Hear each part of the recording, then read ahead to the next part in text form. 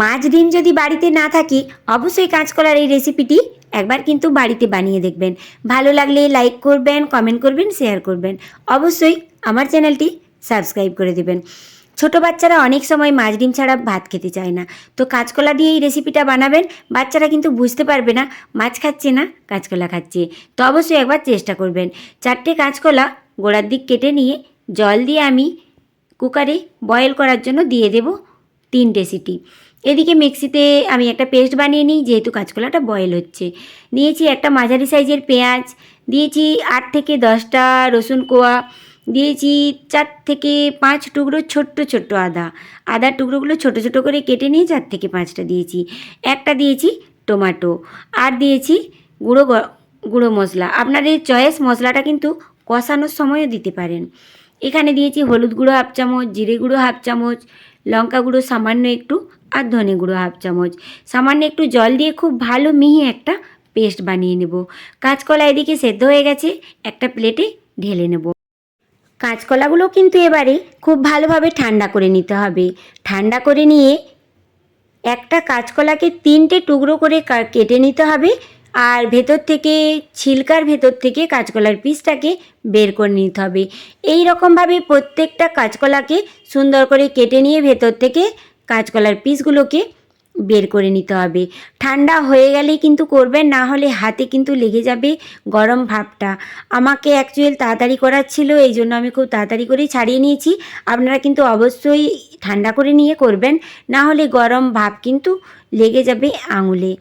এবার এই রকমভাবে আলু মেশার বা গ্লাসে করে এরকমভাবে পিষে নেবেন, বা আমি হাতে করেও দেখাচ্ছি, যেহেতু ঠান্ডা হয়ে যাবে। এই রকমভাবে একটা মাছের শেপ দিয়ে দেবেন, যেন মাছের যেমন আমাদের মাঝারি সাইজের মাছের পিস হয় সেই রকম একটা শেপ দিয়ে দেবেন, চেপটে দেবেন হাতে করে। এবার ওপর থেকে বেসন 2 চামচ, আর দিয়েছি সামান্য একটু কালারের জন্য হলুদের গুঁড়ো, জিরে গুঁড়ো, ধনে গুঁড়ো, লঙ্কার গুঁড়ো, আর দেবো সামান্য একটু নুন। খুব ভালোভাবে উল্টে পাল্টে কলার এদিক ওদিক করে কিন্তু বেসনটা মাখিয়ে নিতে হবে, না হলে এদিক ওদিক হাতাটাকে প্লেটটাকে ঘুরিয়ে কিন্তু নেড়ে চেড়ে নিয়ে বেসনটা কিন্তু গুঁড়ো বেসনটা মাখিয়ে নেবেন। জল দেবার দরকার নেই, এমনিতেই মেখে যাবে খুব সুন্দরভাবে। একটু হিলিয়ে নেবেন বা হাতে করে একটু মেখে নেবেন।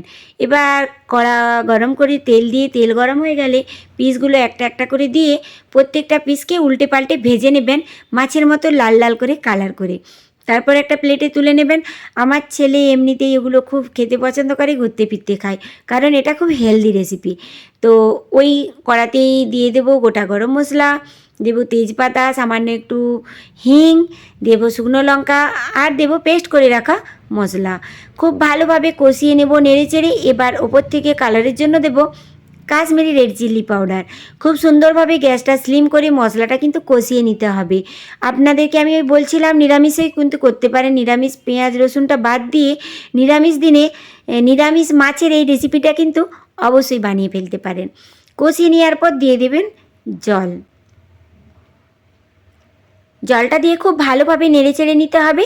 এবার তেজপাতার কাজ শেষ হয়ে গেছে, তেজপাতাটাকে তুলে ফেলে দিতে হবে, কাবাব মে হাড্ডি যাতে না থাকে, তো সেই জন্য তেজপাতাগুলো তুলে নিতে হবে। এবার নেড়ে চেড়ে নিয়ে ভেজে রাখা কাঁচকলাগুলো দিয়ে দেব।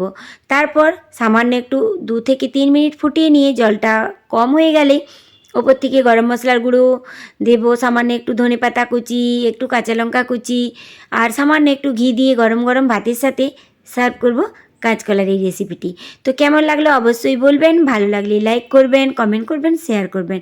অবশ্যই আমার চ্যানেলটা সাবস্ক্রাইব করে দেবেন। তো অবশ্যই পুরো ভিডিওটি দেখবেন, আর কেমন হয়েছে কমেন্ট বক্সে বলবেন। আমার খুব তাড়া ছিল, তাই আমি দেখাইনি খুব ভালো করে।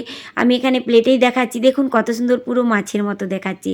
খেতেও কিন্তু মানে অপূর্ব দুর্দান্ত হয়। তো আসছি অন্য কোনো রেসিপি নিয়ে। টাটা।